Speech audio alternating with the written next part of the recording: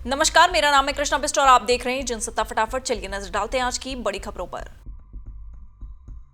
अहमदाबाद में हुए विमान हादसे के बाद से डीजीसीए द्वारा हर मोर्चे पर जांच की जा रही है। इस बीच विमानन नियामक डीजीसीए ने मंगलवार को एक बयान जारी करते हुए कहा कि प्रमुख हवाई अड्डों पर की गई निगरानी में विमानन प्रणाली में कई खामियां पाई गई। इन खामियों में विमानों में दोबारा खामियों का आना और रनवे पर सेंटर लाइन मार्किंग का फीका पड़ जाना शामिल है।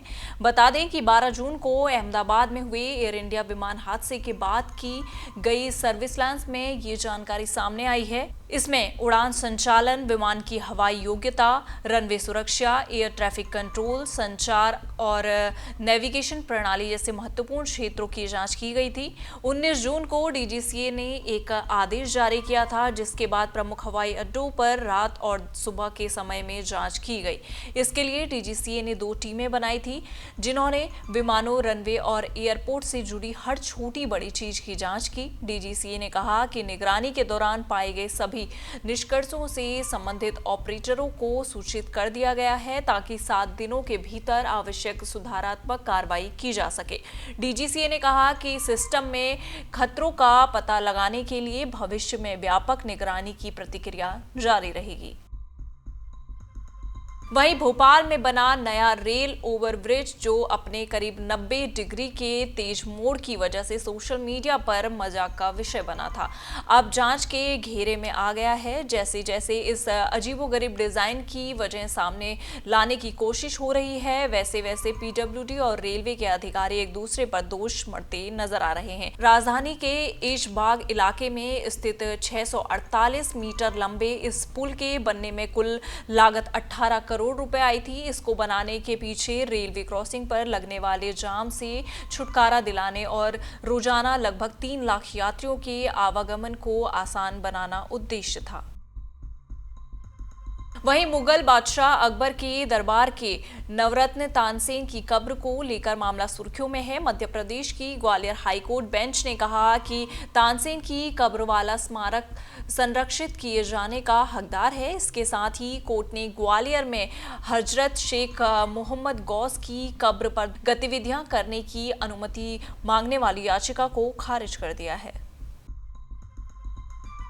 वहीं बेंगलोर में एक ऑटो रिक्शा ड्राइवर पर कथित तौर पर जय श्री राम का नारा न लगाने पर हमला किया गया। हालांकि पुलिस ने कहा कि वो अभी भी हमले के पीछे की वजह जानने का पता लगा रही है।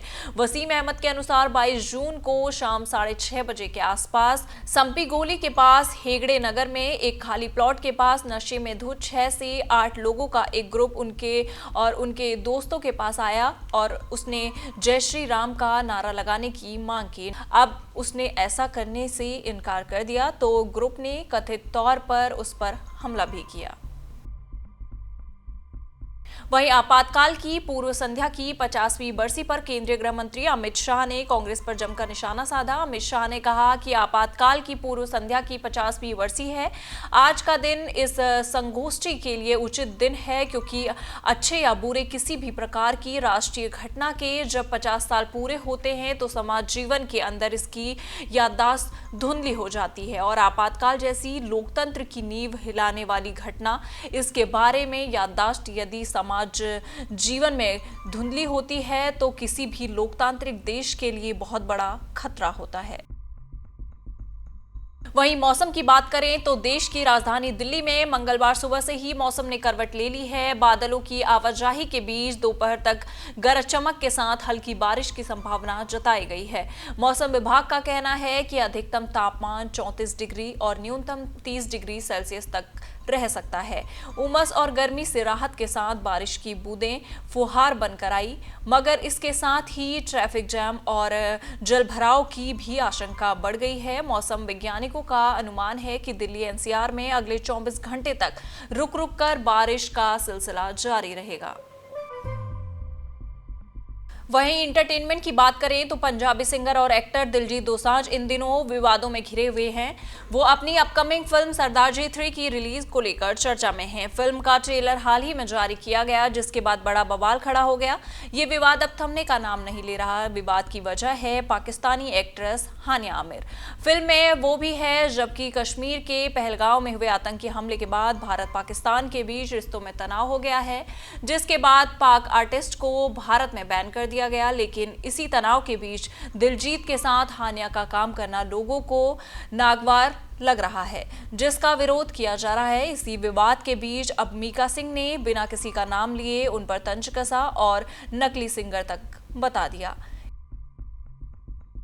इन सारी खबरों पर आपका क्या कहना है, आप हमें कमेंट सेक्शन में जरूर बताइएगा। और इसी तरह की देश दुनिया की खबरों के साथ जुड़े रहने के लिए देखते रहिए हमारे साथ जनसत्ता।